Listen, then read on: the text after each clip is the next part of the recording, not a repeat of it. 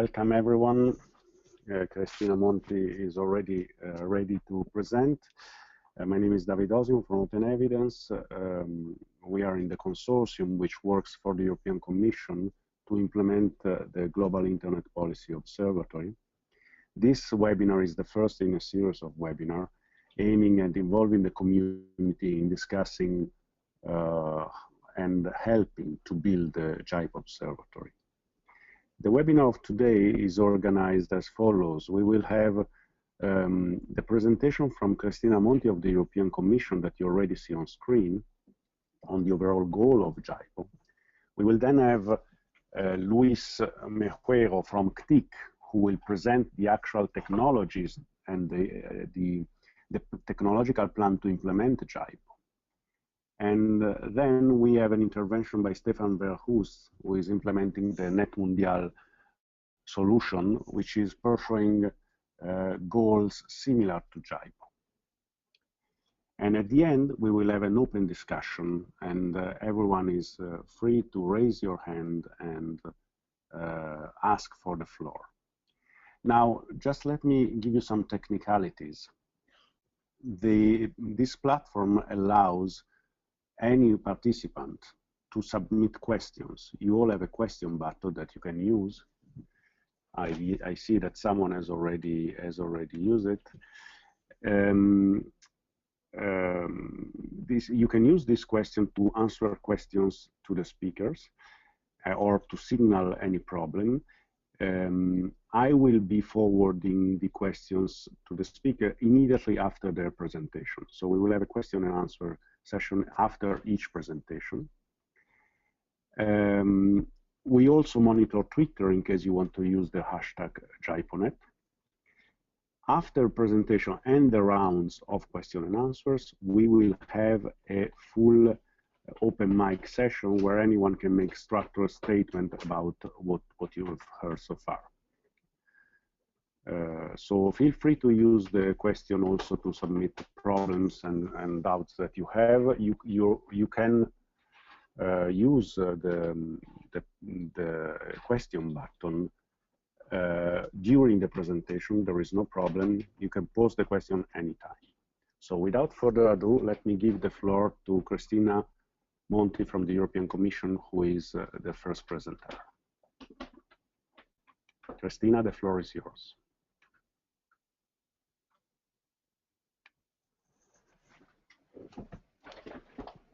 Hello. Good afternoon, everyone. Yes, can we you hear me? you well. Okay. Well, thank you, David, for the introduction.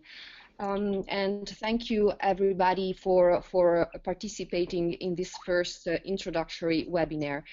I think I have around 10 minutes to give you an overview of the main idea of GIPO, what GIPO is, and the purpose behind this initiative. So, okay. The whole purpose of GIPO is the idea to provide technical tools which can make information widely and easily accessible to support internet policy and governance. So GIPO aims to allow a more inclusive participation of all stakeholders, including those with limited resources. The idea is not really new, because in internet governance discussion we had already some recommendations on the need to have this kind of tools. For instance, the working group on improvement to the Internet Governance Forum recommended the establishment of such an observatory as something positive and welcome. And also, more recently, for instance, during the Net Mundial meeting, which many of you, I guess, know very well, it has been a very important meeting representing an important milestone in the internet governance evolution. And in the outcome statement of that meeting, it was recognized the need to have tools to perform ongoing monitoring, analysis, and information sharing functions.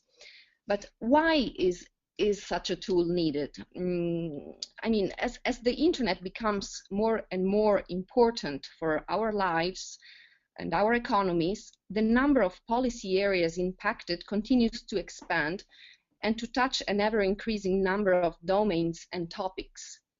And on top of this policy complexity, we also have the institutional complexity of internet governance, because the way the internet functions is quite multi-layered and complex due to its distributed and multi-stakeholder nature.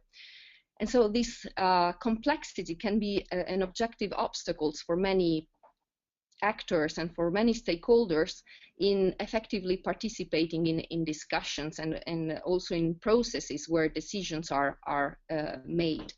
Just to give you a very concrete example, now there is an issue which is quite topical in internet governance discussions, which is the IANA stewardship transition and the discussion around the accountability of ICANN. And here I'm showing you an interesting infographics that highlights that just for this topic, and in approximately 1 year, there have been 365 working hours dedicated to discussing these issues, with more than 17,000 emails and 200 calls and meetings with events around all over the world.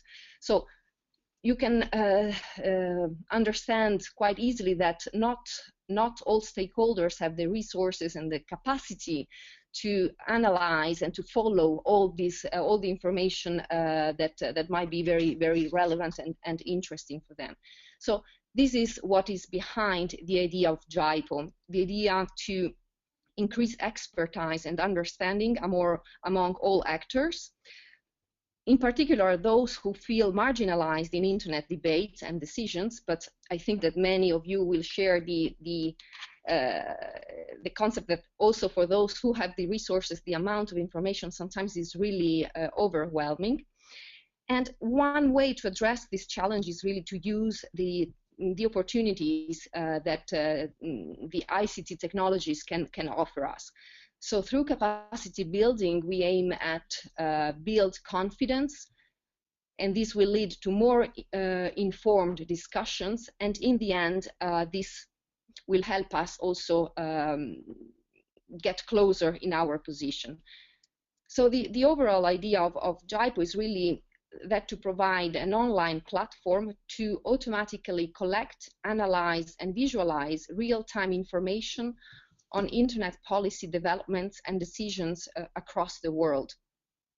So this platform will help to identify links between different fora and discussions, and also to identify policy trends and provide easy-to-use information by incorporating modern visualization techniques. And I guess we will know more about these tools in the presentation by Luis after me. But in short, the concept of GIPO, as you can see here in this slide, is really the idea to apply advanced technologies, like for instance data mining, semantic analysis, and data visualization to data which is already available, and in this way we aim at overcoming the problem of information overload and fragmentation that I referred to just before. We in the Commission, we identified some core principles which should be at the basis of such a tool, like for instance the idea of using open source software. The tool should be modular, so to allow also different technologies to be added on later on, and also, you know, to focus on some specific core functions, but to provide always the possibility for third parties to develop further functionalities. And again, Luis, I think will go in much more detail on these aspects. Just a final word on the role of the Commission.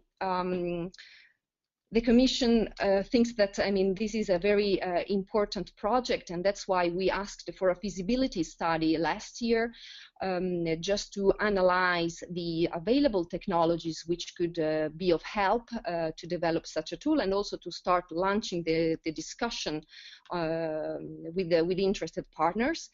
And then we decided to provide some initial funding to launch the project, and that's how we selected, through an open tender procedure, we selected a consortium which is now helping us to develop the technical platform.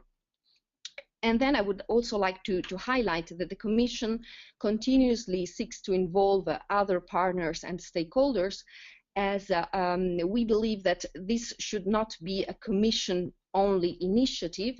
We aim here to provide a tool for the global community, and that is why we reach out to other partners. And in particular, through this series of webinars and other activities, we aim at building also a GIPO community which could provide input and ideas and expertise to develop the tool.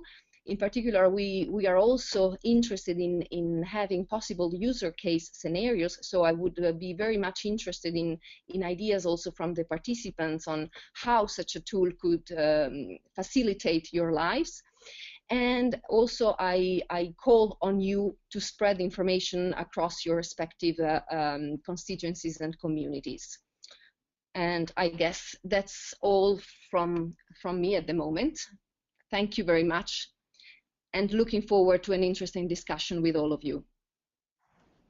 Thank you very much, Christina, also for respecting very well the time. So Christina has presented the strategic goals of GIPO, and we now give the floor to Luis Mejuero from CTIC, who is, together with Open Evidence and P.A.U, who is leading the consortium, working on the actual technological solution to make it happen. So Luis will tell us a bit more about the work they've been doing, and will share with you their ideas and the progress. Luis, the floor is yours. Thank you, David. Hello, everybody. Thank you for joining today and participating with us. I'm going to explain you in more detail what are the technological components and in general the technological architecture of the GIPO tool. Well, the main challenge of this platform is to serve as the global platform for the internet policy monitoring, and this goal implies a number of difficult challenges. These are only one of the various challenges, like the heterogeneous information sources. You have sources from different countries, from different technological kind of sources, such as web pages or web services, and also documents, and so on. We have also many sources. It's a global project, so our aim is to cover all the world. So we will have to face a problem of scalability, and also we have a problem of multilingualism, because we want not only to cover English language or the most spoken languages in the world, because we want to be inclusive, and we want to be every country and every individual to be represented. So we have to face this question. And also we want to offer a tool for everyone, open to all, open using the open access and open data technologies. So to tackle these challenges, we will have to use some main groups of technologies, like the ones you can see. One is automatic data collection and analysis, also using semantic technologies to try to classify and to automatically understand by a machine what the content is about. We will apply web standards, trying to ensure that the information is visualized, is spread in every computer, independently of the device and the screen size and so on.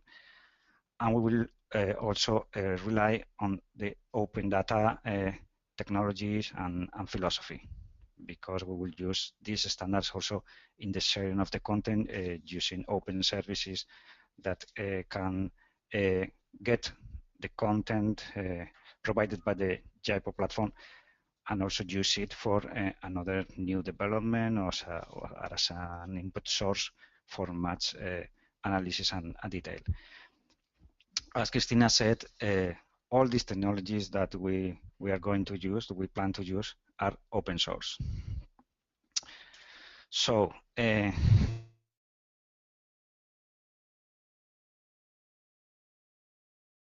it's a proposal, an initial proposal that we've just started to work. Is this? You can see the main architecture proposal in this graphic. You can see there are modules. Modules is more a conceptual part of this architecture, and there are also components. Components are more specifically the technologies that we are going to apply inside each of these modules. You can see also different colors. We've tried to represent different things. One is that you can see some modules and also components that we try to show in green color that we think that are open to community debate.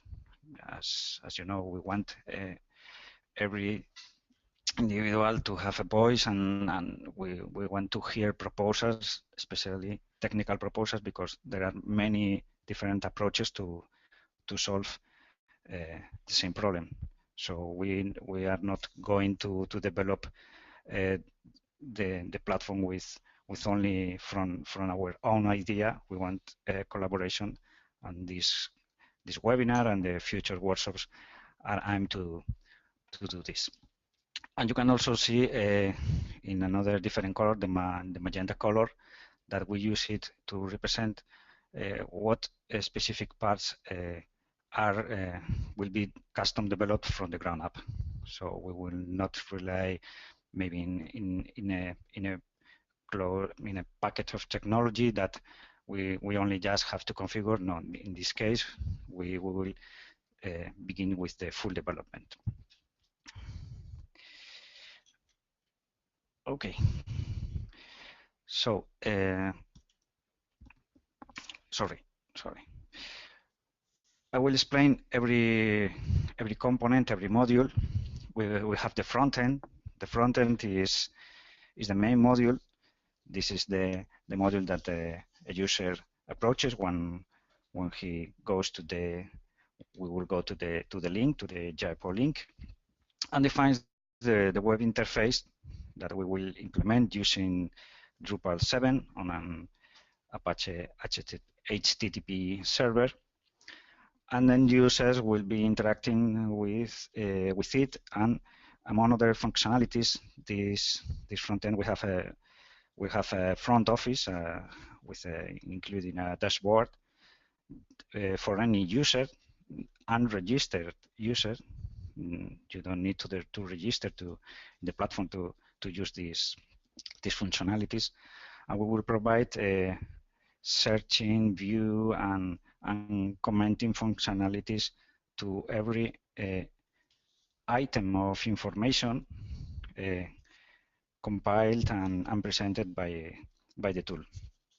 From here, the user will have access to data visualizations, different kind of data visualizations like tree maps, timelines, or maps. And also a user will have the opportunity to comment about the sources and the filtering of those sources, the filtering algorithms. This is an important part for us, that the users can see in a transparent way how the the tool is gathering all those massive information and why chooses this information based on what and what decision is automatically made. And the most important part is that any user can have their voice and propose new sources or even suggest corrections to the filterings. And the user will have also the possibility to configure and make a custom dashboard combining visual part and also list of items with which comes from search functionalities. Also, there will be a back office services, back office part that will be only available to register users, mainly a team of people dealing with the construction of those filtering algorithms, with the adding of new sources. And also a very important part is that these kind of special users will have the maintenance of categorization and ontology for data linking and extraction. Going ahead, the other important module is the visualizer. As I said, in the front end, the user will have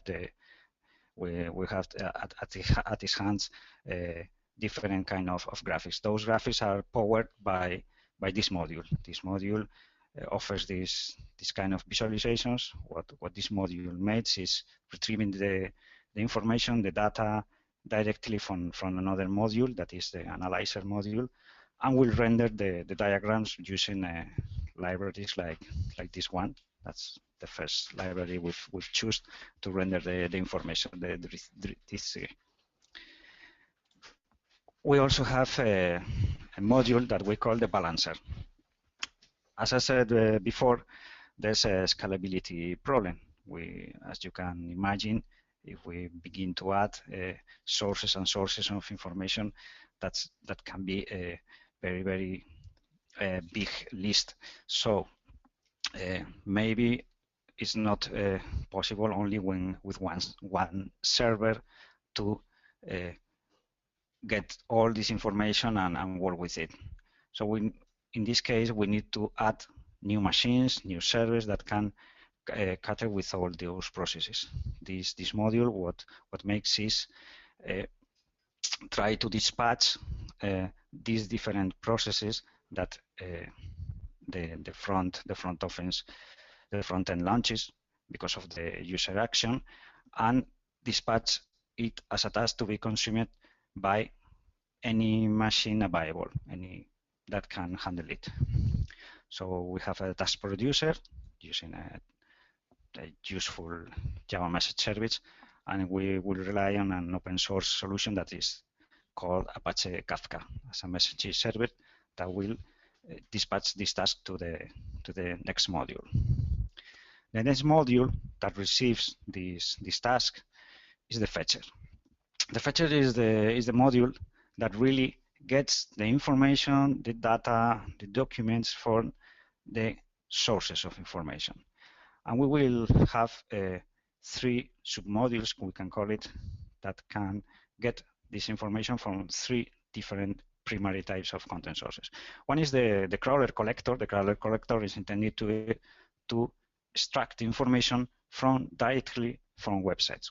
Websites are usually for humans, not for machines. So we will use scrapping techniques. That's the word that usually is said. It's something that, for instance, the data journalists are used to get this information from web pages that does not offer web services or APIs that would imply that a machine could consume the data. So we have to use these techniques and a crawler connector to get the information. We have also the more useful for a machine way to collect data, that is the RSS atom sources. That's we can also talk about the syndicator and is something that still many web pages use, but not all. So that's why we need also the crawler. And finally, we have an external APIs collector, because there's a lot of services, like, for instance, provided by social media platforms, like, you know, every name. We plan to collect from the Twitter API and also from Google+.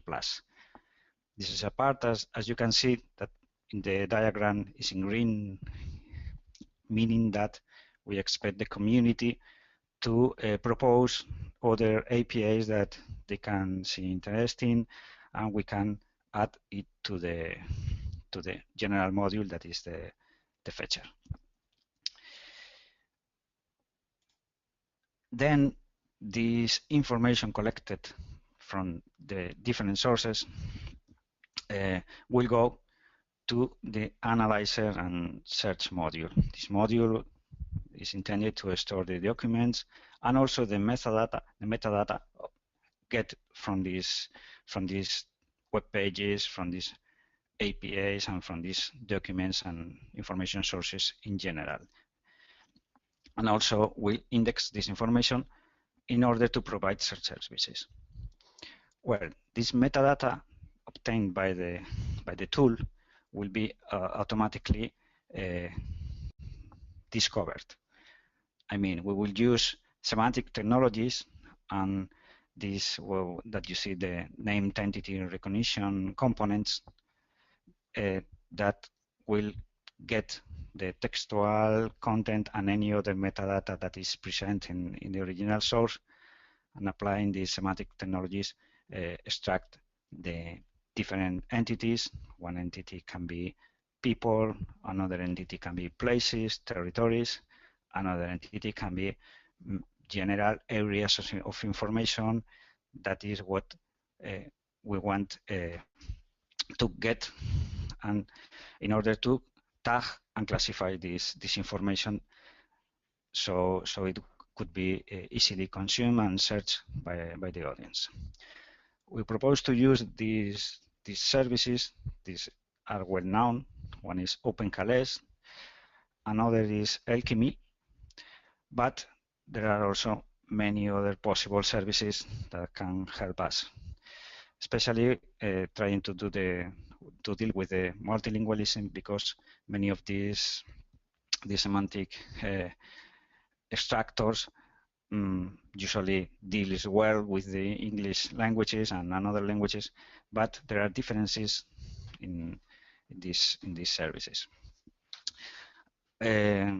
Also, from these sources we will get documents, not only web pages, documents like spreadsheets and text documents. I mean, we can have a report or a conference or a press release.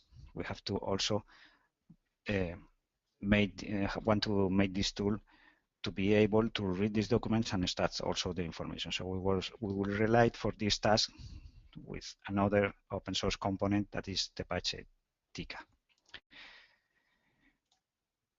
And finally, other module, as we talked, we want to provide open access to the information. We do not want only the audience and our users to have to go every time with the front office and make searches inside the tool. We want the community, the developer community especially, to provide them with a programmatically way to retrieve the contents from the platform and use it for its own purposes, to connect maybe with another observatories, or to integrate it with another tools that can make new things in a different way that we will have no idea at this time, and can be a very good idea. So we will provide an API from GIPO, and also we will provide not only the contents but also the sources. We will provide an OPML file that anyone can retrieve the list of sources. Maybe another observatory can integrate the list of sources we've compiled, and also a standard XML RSS output feed.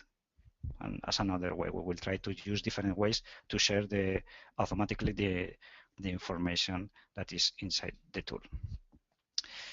Well, finally, I want to tell you what will be the different stages of the development. It's a phase development. We'll have 4 iterations every 6 months. We are currently involved in the first one of these iterations, because this June we will share a closed beta. Sorry, but it's still a closed beta because being the first, we want to test it internally, especially with the commission, and also a group of selected technical experts that can help us in this testing, in this test. And the final iteration, the 4th iteration, is expected in December 2016. So then the tool will be complete from our side, but still open to the community. Finally, we will include, during this iteration, we will try to include the sound proposals from the community, but also the community will be able to develop their own components because of the modular and open nature of the development. Giving more detail, in December this year, we will have the most part of the components and also the modules. The front end, for instance, will have the different functionalities I've talked about, displaying, searching items. The visualizer will offer only one kind of visualization this time. And the external APIs collector will get content from one social network that we will try to make Twitter the first of these social media platforms, and also the semantic technologies, the semantic services that tags the information. We will use first the OpenCalais service. This time we will not be able to offer a programmatical way to get the contents gathered from GIPO, but then in June next year we will have that API option available, and also from the front end we will have a full custom dashboard with all the rest of the different kinds of visualizations that the visualizer module offers, that the timeline, the map. Also, we will have a new social media providing content to the tool, that is Google+, and also another semantic service like is Alchemy will provide more powerful tagging and to the semantic enrichment of the information. And finally, in the end, December next year, we will have a final option from the front end that is some sort of source search assistant, because as the tool will have many sources and also the users will propose sources, we will have to deal with this, and also we can make the tool, we will try to make the tool more intelligent, trying to discover by its own new sources of information. So we will try to do some sort of assistant to help users in this particular aspect. And also the rest of modules, as you can see, will try to include these community recommendations and good proposals that we will try to gather from all of you and to collect in these future workshops. And I think it's all from my side. I hope you will have some questions. Thank you very much, Luis. We had plenty of questions, but mainly they were about the slide, the availability of slide and recording. And yes, we will make available the slide and also the recording online. So we didn't have any technical question, although we had one hand raised. from Cornelius Bushman. Before we move into that, because I would prefer to leave the full set of intervention at the end. Is there any other question? If so, please add your question in the specific window. Okay, there are a few questions. Let me check.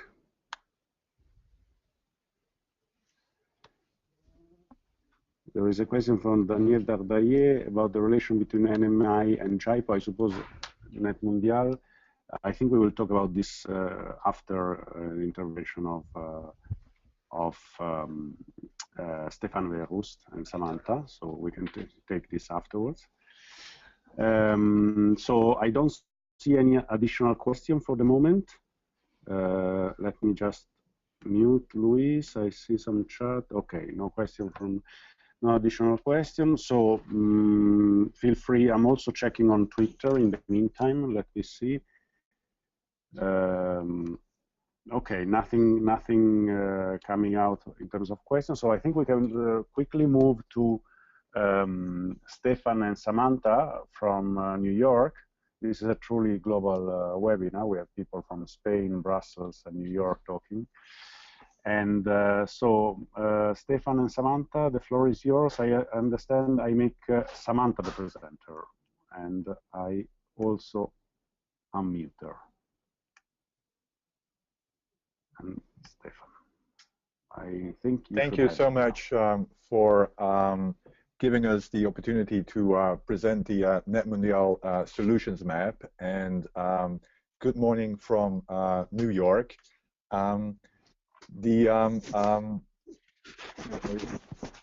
What I would hope to do during this presentation is to give you an update on the Net Mondial Solutions Map, and also to highlight the areas where GIPO and the Net Mondial Solutions Map is eager to collaborate. The Net Mondial Solutions Map is a product from the GovLab, and the GovLab in close collaboration with ICANN and Second Rise. And the GovLab is a action research organization based in New York. And the focus of GovLab is to improve people's lives by changing how we govern. And we apply that also to the internet, in which we hope to improve people's lives by changing how we govern the internet. And one of the areas that we hope to contribute is to make and seek ways to allow for better collaboration around specific internet governance issues. And in order to do so, we started to do some due diligence and analysis of what's the current status of collaboration. And we quickly identified that the big challenge before we start addressing collaboration is really a challenge of information and information sharing. And so when we look and did our research with regard to what's the current status of information sharing and availability of information with regard to the internet, we realized and identified that information on internet governance issues are largely fragmented. There is information available, but it's quite often not connected, so it's disconnected. And as a result, collaboration and coordination is hard, because it is very hard at the moment to even know what responses already exist to what issues that one is interested in solving. It is also very hard to know who is already working on what, and so it's very hard to then also identify who you should collaborate with. And it is even harder, if you already know what is happening and who to collaborate with, how to act upon the information, what to do with the information once one has identified the responses that already exist. So co-creation and information sharing, which one would hope would be established in order to support collaboration, is also hard, because it is almost impossible to even start sharing information in a systemic way, because there is no shared platform for doing so.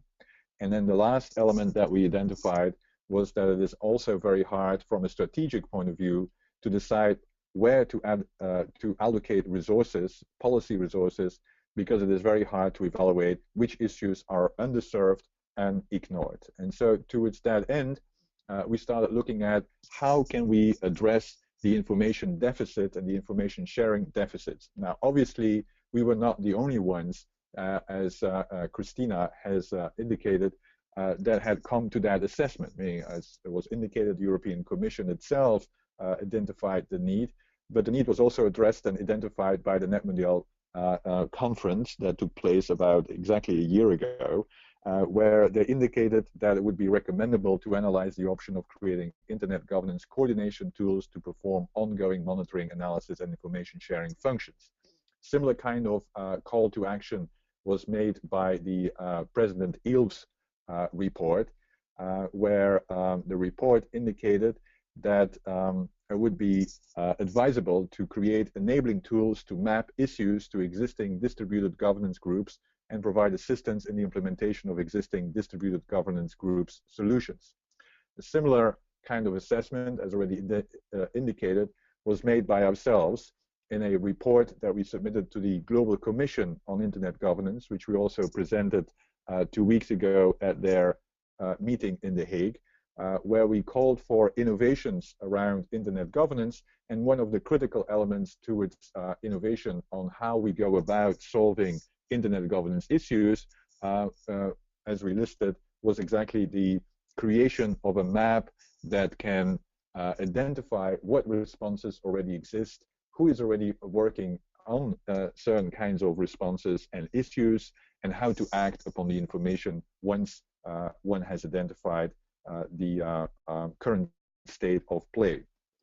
So based upon the assessment that we made, and based also upon the collective movement towards creating tools, especially coming out of the NetMondial initiative, we looked into developing a map that would exactly try to identify what already exists and also who is working on what. And as Luis identified with regard, and Christina identified with regard to the GIPO, we also adopted a set of design principles which are very similar to GIPO. And the first design principle that we always develop in all our projects here at the GovLab is a user-centered design principle. So what we did was trying to understand what are the real needs among potential users of such a map. And so we did an extensive analysis of needs in 2 ways. One, through a survey that was available on the NetMondial initiative website, and also through one-on-one potential user interviews. And a critical principle behind all of the GovLab projects is also transparency. So we shared the results on our blog and solicited ongoing input as well. A second important design principle that we applied was to make sure, and that's specifically of importance in this context on this webinar, is to ensure that whatever is being developed under the rubric of the NetMondial Solutions Map, that the outcome would be complementary and focused on added value as opposed to be duplicative of existing and potential future initiatives. And so towards that end, we developed a map of existing efforts that try to overcome the information deficits in the internet governance space. And we shared again the map, reached out to all of the identified mappers or initiatives, and shared that also on our website. And we also developed this network of mappers that we hope would provide for this platform of exchange of existing solutions, and also provide for a trusted network that can suggest solutions to hard problems in actually overcoming the information deficit. Another principle that we applied was the principle of being iterative and agile. And so we didn't wait till we came up with all the solutions and the possible ways of addressing them, but we quickly went into prototyping mode and provided access to the prototype either in a exactly also limited way or in an open way, and collected input on, does this really address the needs? does this really overcome the information deficit in a way that would add value? And again, we shared the findings on our website and are currently also in an ongoing mode of consultation and solicitation for input on the prototype that is currently available. I would specifically want to thank some of the people that were engaged with us and that took time to share their findings and also share their interests. And so here are some of them are listed here to showcase that really this is has to be a bottom-up and also a global initiative. And I realize that also some of those who are listed here are probably listening to this website or to this webinar as well. And so thank you again. What we would like to do is to go and actually showcase what the current prototype is, with the emphasis that it is still a beta, i.e. prototype solution. And I'm going to give the floor to Sam, who is going to walk briefly through the current prototype from the perspective of a user and a use case, which is also one of the elements that we applied in developing it. Is we developed several use cases to then ultimately look whether the use cases are addressed in one way or another through the map that we have developed. And so Sam is briefly gonna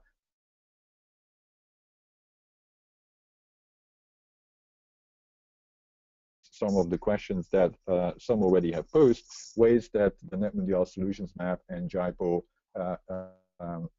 can and will probably collaborate in the near future.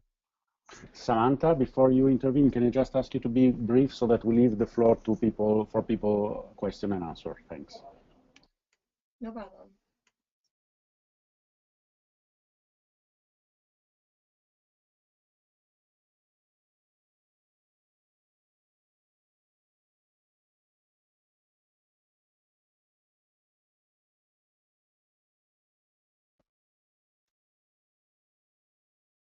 Samantha, we have a problem with your audio. I think you have not connected the audio.